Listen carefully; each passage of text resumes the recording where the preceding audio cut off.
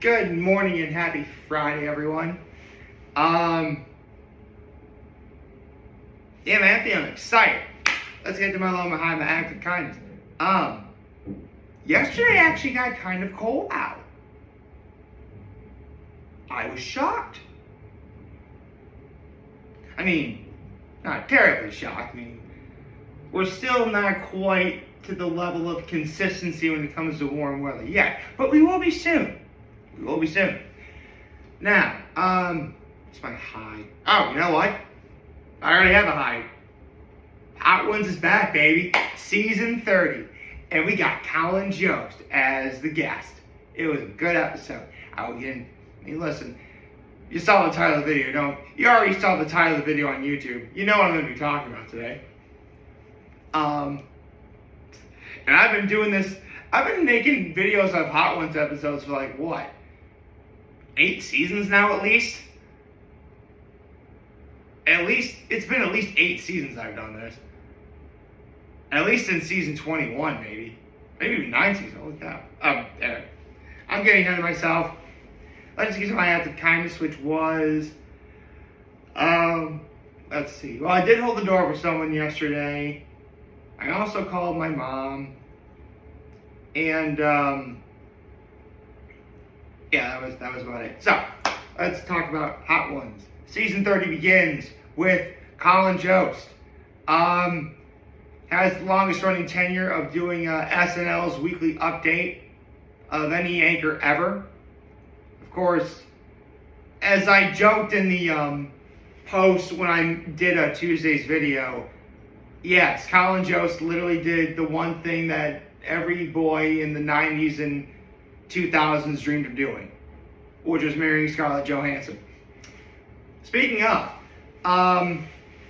when the episode begins, Sean asks, you probably have like the most overlap of like the vast majority of Hot Ones guests we've ever had. Did anyone ever give you advice? No one gave him any advice. Like the only advice that he was given was his lovely and talented wife, Scarlett Johansson, suggested they take an antacid. That was about it. Yeah, he didn't get anything. But that's okay. Personally, if I was ever on Hot Ones, I really would just go in with nothing at all. Maybe a little bit of food in my stomach. That's about it, though. Now, if you're wondering why Colin Jost, of all people, is on Hot Ones, it's actually because he's going to be hosting a Pop Culture Jeopardy, which is going to be premiering on Netflix soon. So, he's there to promote it. And with listen, I'm pretty sure anyone who's ever even heard of Jeopardy, knows of the game show. More importantly, I'm pretty sure anyone who's heard of Jeopardy remembers Alex Trebek, God rest in peace, God rest his soul, as the host of Jeopardy for the longest time. So that was literally like, what is it? What are your opinions? Basically, talk about Alex Trebek being the host of Jeopardy. I mean, listen, I've seen my fair share of Jeopardy over the course of my life, and I mean, listen, Alex Trebek set a standard that is never going to be duplicated ever by anyone. Like him, and I would say Pat Sajak. I've been blessed to know them being his game show host, Alex Trebek for Jeopardy, and Pat Sajak for Wheel of Fortune for the longest time. They both said, and that's not to say that, and yeah, you could say Bob Barker for The Price is Right as well. Although, everyone hates on Drew Carey for being the host of The Price. I like Drew Carey as the host of The Price is Right. I like Drew Carey. Drew Carey's awesome. Actually, has he been on Hot Ones yet? That'd be a good episode of Hot Ones. Drew Carey.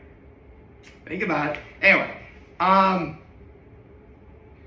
but the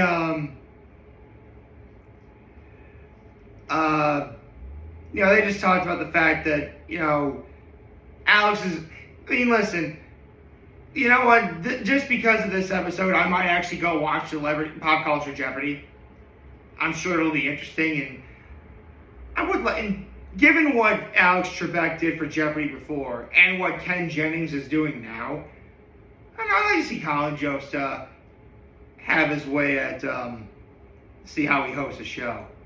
Pretty interesting. They talked about how Colin Jost is from Staten Island and how his Staten Island compares to Pete Davidson's, and how Pete Davidson's usually from South Staten Island and Colin Jost from North Staten Island. And his proudest journalistic achievement back when he lived in Staten Island was he reported a car crash, and in said car crash, a raccoon was hit, and they performed CPR on the raccoon. And then they had to kill the raccoon. Yeah, I think I'm starting to see why people make jokes about Staten Island. I don't necessarily agree with it, but I do understand why. Okay. They talked about getting punched a lot on camera, even by Lorne Michaels himself for SNL. They talked about what a 10-to-1 sketch is. They talked about the time he covered the Olympics and how he was like in the injury tent, and he shared it with the woman who would eventually get the bronze medal in surfing, which is really cool. Sean asked him what was better, hosting the 70th Primetime Emmy Awards or tag teaming WrestleMania. It was WrestleMania. And he got second in WrestleMania, too. And it was funny because he told the story of how he wore like the Cleveland Browns jersey with Odell Beckham Jr.'s name on it. And this is right after the Giants traded Odell Beckham Jr. to Cleveland. So a lot of people were mad. And justifiably so.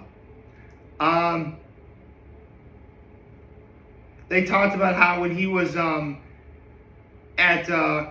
in his youth, he thought of a TV show he could promote and like what would have like the most potential now. And he said Admission Impossible. Basically, it's students trying to get into Harvard and trying to get admitted into Harvard.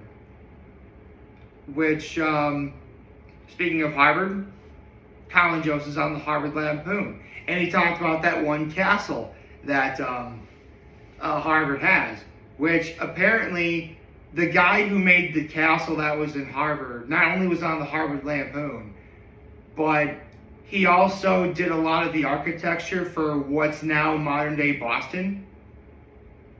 And the castle was the last thing that he did before he was sent away to a mental institution. As I was watching that, I'm not going to lie, I immediately thought of that one scene from Ghostbusters where I think it was Dan Aykroyd's character who says, this guy was either crazy or a genius because he made the tower that way. I just thought of that. Okay, now we get to the bomb, which, come on, it's the bomb. What do you think happened? So Sean asks what a day is like. If you're going to be at Margaritaville for an entire day, what's your breakfast, lunch, and dinner? They really only talked about breakfast. They only talked about how Colin Jost would just like get the omelet for breakfast. And immediately they talked about what makes spicy seafood linguine as the barometer for an Italian restaurant. And you know what? That actually never occurred to me, because it never really occurs to me, like, you go to a restaurant and like there's one thing where you should like, okay, if they can make this one thing really good, then they're okay. And for Colin Jost, it's a spicy seafood linguine, which, you know what? I don't think I've ever had before.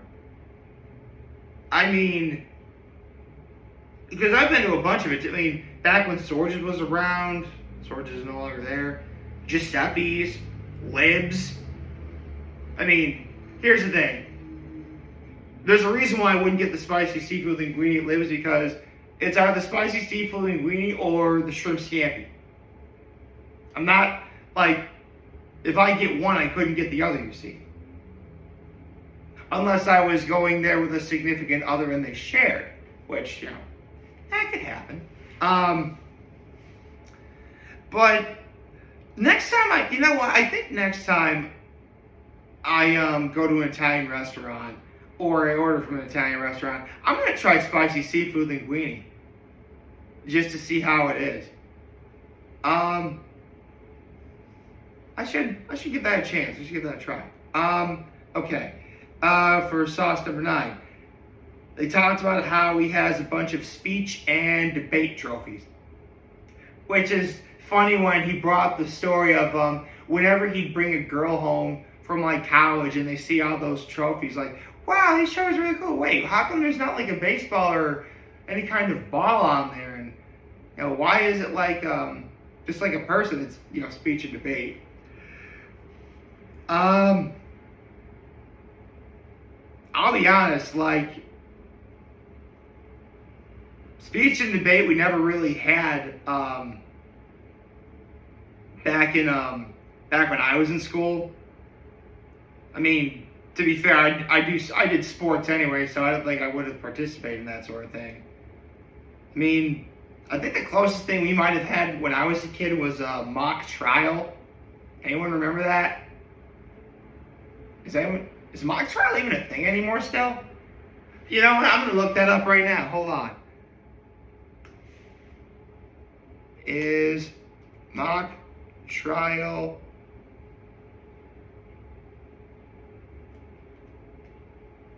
still a thing? Okay. Still very much alive, it says, in both educational and professional contexts. Cool. I didn't do mock trial, but I remember my brother did, and I do remember like mock trial taking up a huge portion of my brother's life back when he was in school. I mean, I guess I can see why speech and debate, or in this case, or, you know, mock trial, I get why those things are important because, you know, for some people, you know, it does help you cope with situations that you'd likely find when you're out in the real world. For some people, I could totally see it, you know, developing one sense of self and, you know, character. You know, sort of like, you know, giving yourself confidence. I mean, again, I did sports, so I never really had that problem per se. But I can see why, you know, if you didn't do sports, just doing something like mock trial or, again, speech and debate would be a good idea. Okay. And so, for the last dab, Thermageddon, Colin Jost did impressions. One of Lorne Michaels, one of Michael J, and another one of Mikey Day doing Sean Evans. That was actually kind of funny. Yeah, man. First episode of season 30. It was awesome. You know what? I gotta give, because I'm sure there's a collective team at First We Feast that, like, along with Sean Evans, of course, that comes up with, like, the questions to ask for, you know, the interview. I gotta say, like, kudos to them for, like, not making a question involving, because I mentioned earlier that Colin Jost does the weekly news updates, and, like, once a year, he'll do something funny involving Scarlett Johansson, his wife. Ooh, wait.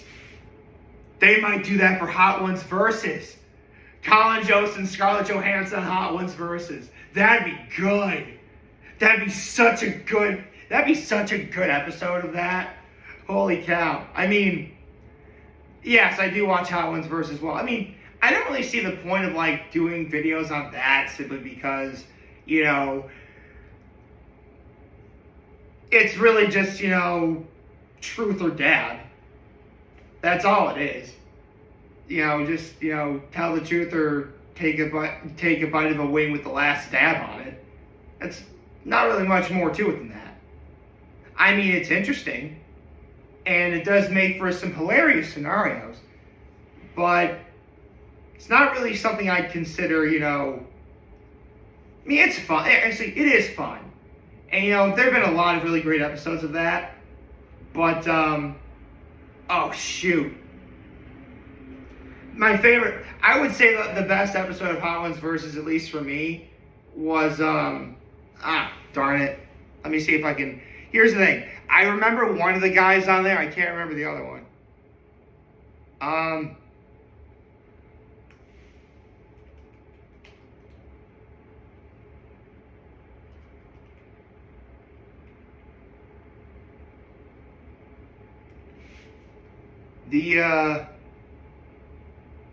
Zach Fox and Thundercat. Yeah, that's a great. Seriously, if you watch any Hot Ones Versus episodes, I would say the one I recommend most is Thundercat versus Zach Fox. Simply because it's the entire episode, Thundercat's just clowning. It's great. Like he's about to say, wait. Yeah. Like, that was the funniest thing ever. Oh my god.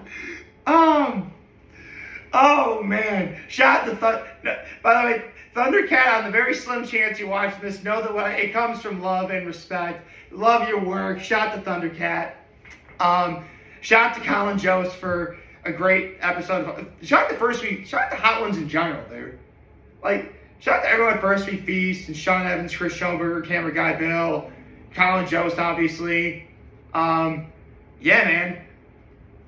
First episode of season 30, and I'd say it's off to an amazing start. Hope you all like this video. If you like, subscribe to our YouTube channel, on social media. As always, I'm for your home next video for you guys to watch the Joe video. Hope you have a wonderful, wonderful, wonderful Friday. And remember, if you guys want to talk to us, we're here to lend you always back. Take care and make good choices. 607 all day, baby.